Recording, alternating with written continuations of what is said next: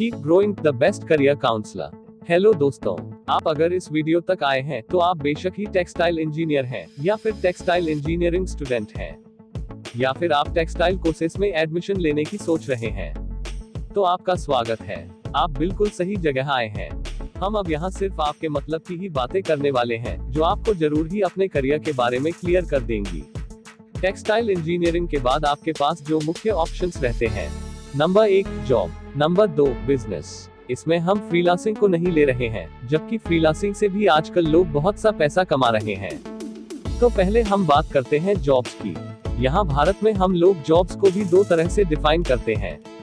Number 1 government jobs, number 2 private jobs. पहले हम government jobs की बात करते हैं। कुछ लोग सोचते हैं कि भारत में टेक्सटाइल इंजीनियर्स के लिए कोई गवर्नमेंट जॉब्स नहीं होती, पर ऐसा नहीं है। भारत में टेक्सटाइल इंजीनियर्स के लिए काफी जॉब्स हैं, हालांकि इनकी संख्या काफी कम रहती है। ये जॉब्स इस तरह से हैं। Number 1 teaching jobs. अब भारत में जहां इतने सारे टेक्सटाइल कॉलेज खुल ही गए हैं, तो यहाँ पर टीचर्स भी तो चाहिए। अगर आपका टीचिंग में अच्छा इंटरेस्ट है तो आपको जरूर इन जॉब्स में अप्लाई करना चाहिए। यहाँ आप सीनियर लेक्चरर से लेकर प्रोफेसर तक का पायदान हासिल कर सकते हैं। Number 2 managerial jobs. National textile corporation limited का नाम तो आपने सुना ही होगा। यहाँ पर हर साल तकरीबन 100 के आसपास जॉब वैकेंसीज निकलती हैं। अगर आपके मैनेजमेंट स्किल्स अच्छे हैं तो आपको जरूर ही इसके लिए अप्लाई करना चाहिए। नंबर 3 रिसर्च साइंटिस्ट या इंजीनियर। मैं कहूँगा कि भारत में इससे अच्छी जॉब कोई नहीं हो सकती। यहाँ पर आपको न सिर्फ अपने देश की सेवा का मौका मिलता है, बल्कि आप पूरे विश्व के लिए भी अपना योगदान दे सकते हैं। मैं यहाँ बात कर रहा हूँ DRDO की, यानी defence and research organisation of India, और साथ ही आप नासा के स्पेस मिशंस में भी अवसर प्राप्त कर सकते हैं। इसके लिए आपको अपने सब्जेक्ट में केवल निपुण ही नहीं, बल्कि बेस्ट होना पड़ेगा। अगर आपका इसमें इंटरेस्ट है तो आपको इसके बारे में जरूर ही सर्च करना चाहिए। इसके साथ ही मिनिस्ट्री ऑफ टेक्सटाइल्स के द्वारा भी हर साल अलग अलग तरह की जॉब वैकेंसीज आती हैं। आपको एक बार जरूर ही उन जॉब्स के बारे में देखना चाहिए।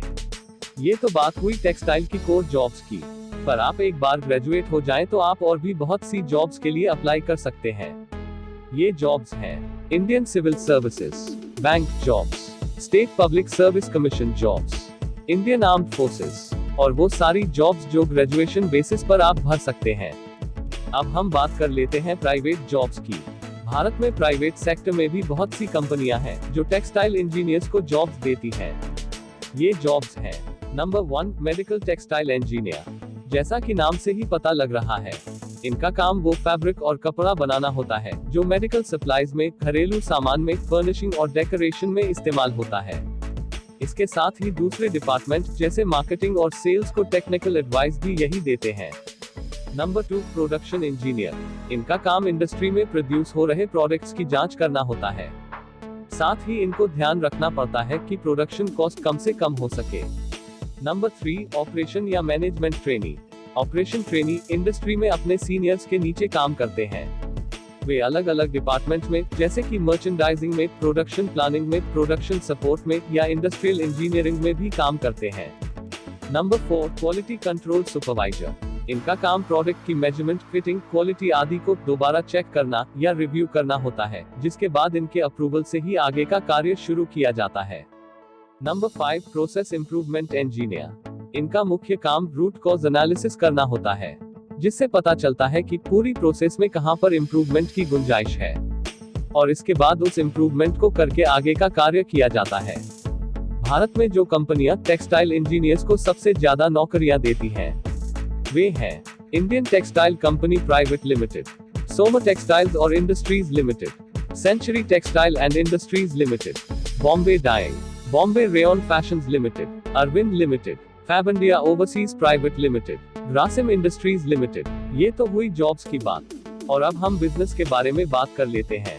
देखिए, अगर आपको अपने टेक्सटाइल इंजीनियरिंग की नॉलेज पर कोई संदेह नहीं है और पूरा कॉन्फिडेंस है, तो आपके लिए बिजनेस का सबसे बेहतर विकल्प यही है कि आप खुद का टेक्सटाइल प्रोडक्शन हाउस खोल दें।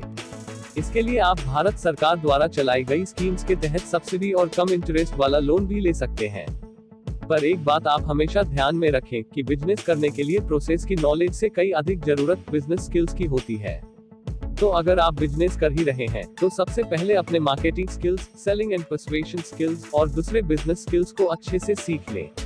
आप चाहें तो इसके लिए या फिर MBA कर ले, या तो बिजनेस बुक्स पढ़ ले, या आप कोई छोटा ऑनलाइन कोर्स भी कर सकते हैं। देखिए, बिजनेस तो आप किसी भी चीज का कर सकते हैं, ये जरूरी नहीं कि आप टेक्सटाइल का ही करें। बिजनेस चलता वही है जिस चीज की मांग हमेशा बनी रहती है। तो आप जो भी करें अच्छे से प्लान बनाकर ही करें। हम आपको यही सलाह देंगे कि अपना करियर हमेशा सोच समझकर और अपने सीनियर्स की सलाह लेने के बाद ही डिसाइड करें। अगर आप करियर सेलेक्ट करने में समय लगाएंगे तो ही आपका आगे का सफर चिंता मुक्त रह सकता है। हड़बड़ाहट में या देखा देखी में चुना गया करियर आगे मुश्किलें भी खड़ी कर सकता है। जिंदगी में करियर एक ही बार बनाया जाता है। अगर आप अच्छे से सब कुछ देख करके और फ्यूचर के बारे में सब प्लान करके चलेंगे तो रास्ता आसान तो नहीं पर क्लियर जरूर हो जाएगा, वरना हर मोड़ पर कंफ्यूजन का सामना करना पड़ेगा। आप एक समझदार और काबिल इंसान हैं। आप हमारे देश का आने वाला भविष्य हैं। आपके भविष्य के लिए हम आपको ढेर सारी शुभकामनाएं देते हैं। आपका धन्यवाद। आपका दिन मंगलमय हो।